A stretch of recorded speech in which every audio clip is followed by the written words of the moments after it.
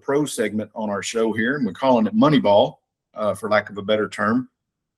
And Jack, prior to about 7 o'clock last night, I just was going to go over the latest signings in NFL free agency, kind of ho-hum. The first day was over, and now we're in the second wave, if you will, of free agent signings. And of course, the Cowboys always find a way to disappoint. Apparently, bust the budget is spending market money on a safety, right? That's about what it was on Monday. But man, did it blow up last night with the whole Ravens saying no thanks, we're done. We'll ship your damaged goods back to you, Raiders. And man, you talk about, and everybody says, oh well, that's just a deal that goes through. No, that's just not a deal that didn't go through. It has sent shockwaves through just about every professional franchise in the NFL, who are scrambling now as the 4 o'clock deadline approaches, 4 o'clock Eastern deadline approaches, to have all these contracts become official, that now nobody has money to pay.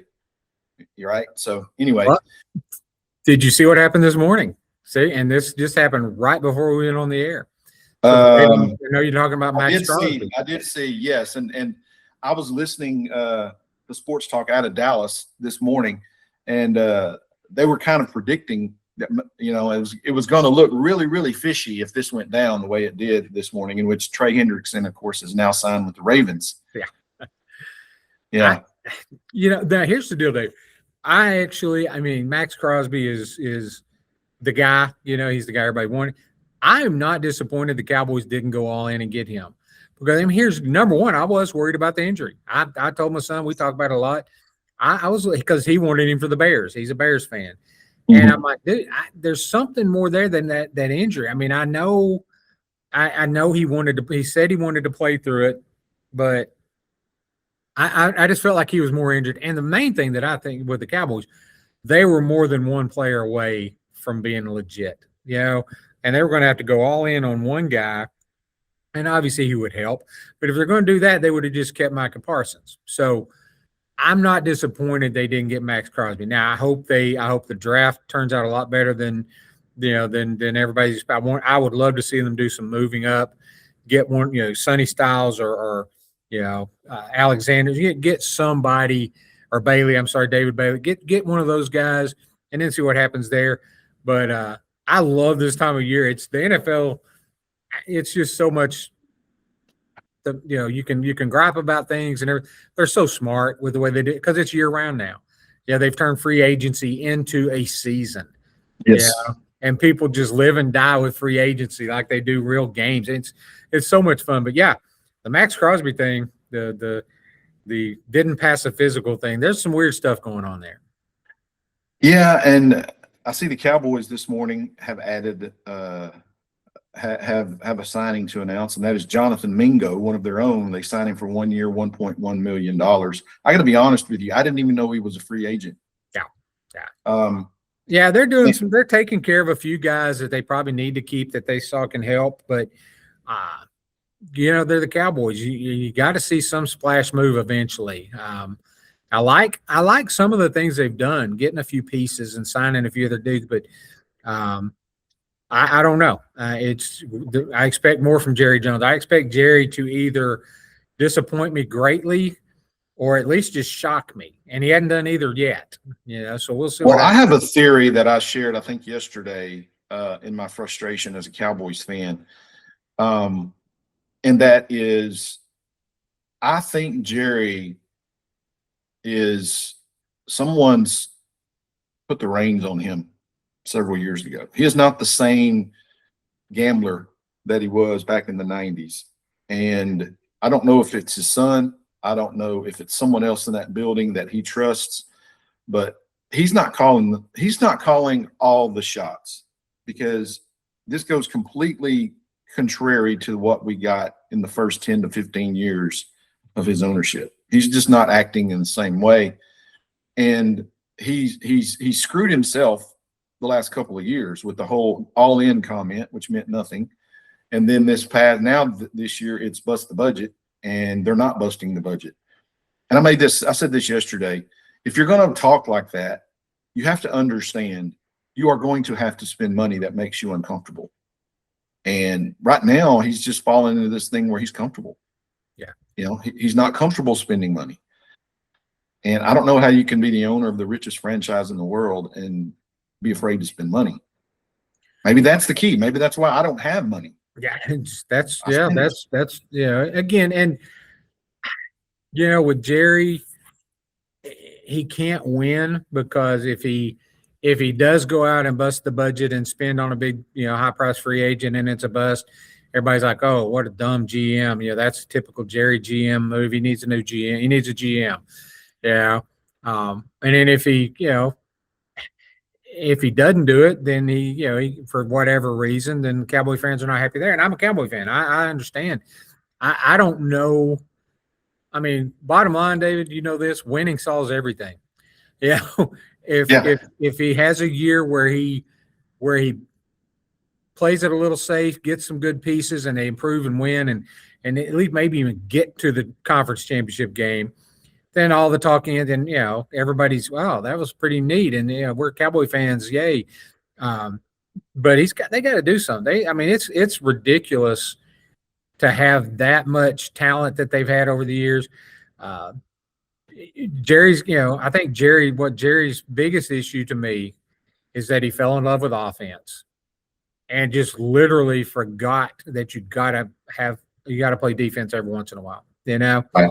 And he just forgot that. And it's just not even a thought. And now he's having to play catch up to try to get a few defensive guys, and we'll see what happens. Well, and the thing is, they've got the offense. I mean, he's mission accomplished there. Yeah. But they're so bad on defense and then neglected that.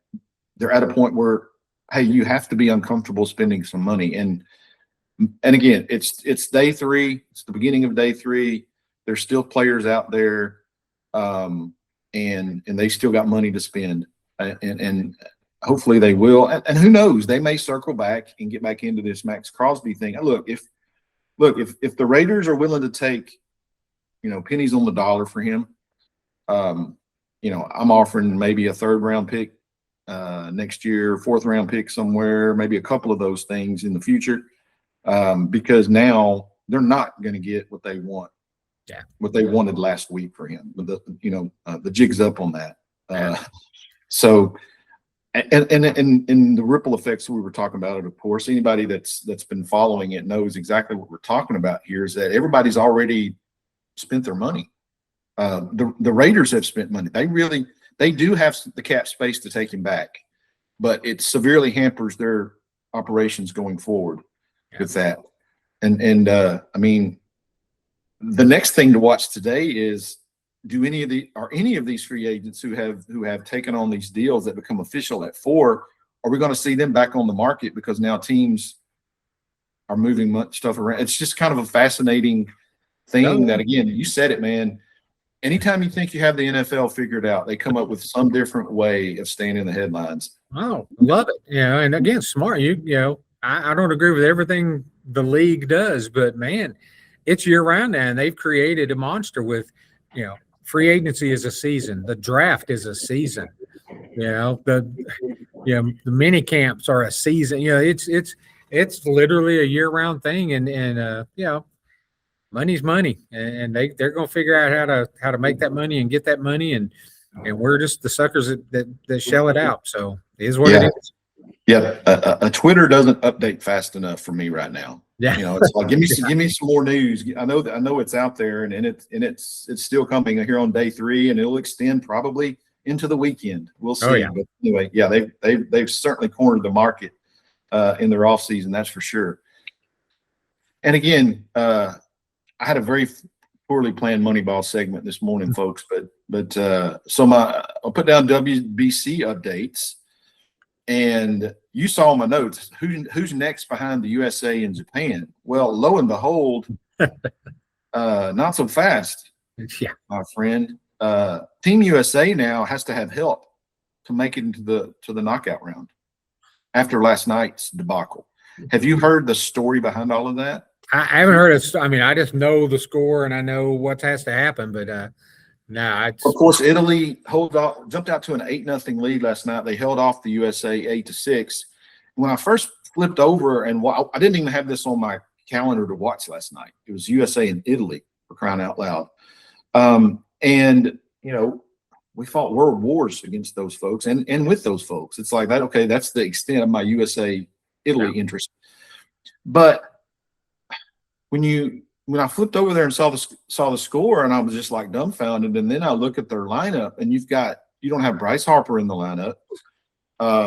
You've set Alex Bregman in the lineup, and you've got you've got a couple other holes there, and it's like, what on earth are we doing? And then I find out that, lo and behold, the freaking manager, who is one of your guys, I know you know Mark DeRosa, with the Braves, right? But he in his mind, he already thinks they're in the quarterfinals. But again, not so fast, my friend. Get you somebody that can follow all that stuff, because you're not following it as the skipper right now. And then, of course, today it comes out. He had a few guys after the win on Monday night against Mexico, or Tuesday night. No, Monday night. It's Wednesday. That took that win a little bit too hard in the clubhouse and had a little bit too much fun, and we're basically hung over the way he understood it, or explained it. So, man, that is not a good look for Team USA again. And I believe it works out today where Italy needs to beat Mexico, and Mexico can't score more than 4 runs or something like that. Or the USA's out. They're done.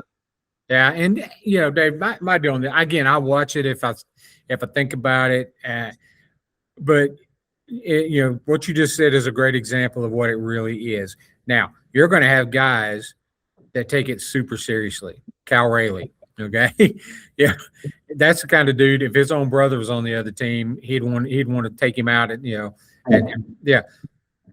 Then you got the other guys. It's a break from spring training. It's a fun little exhibition. Let's go play a few games.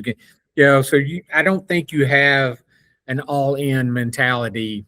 And that's it is what it is. I mean, I get it. I'm competitive. If I'm on the field, I want to win.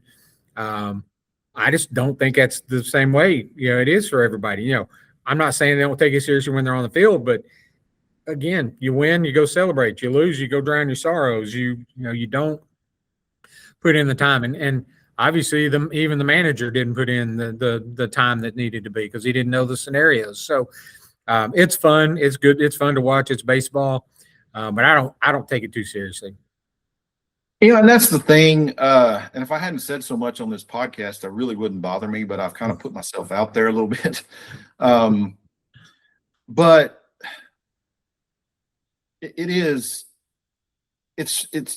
spring training, and it's not a true picture, particularly in the pitching department, right? I mean, we've got pitchers literally going back to camp who pitched 2 days ago in Tarek Skubal. I mean, and they're not, they're not at a point where they can pitch and go deep into ball games. Or some of these countries and some of these pitchers, this is their World Series, and so they're going.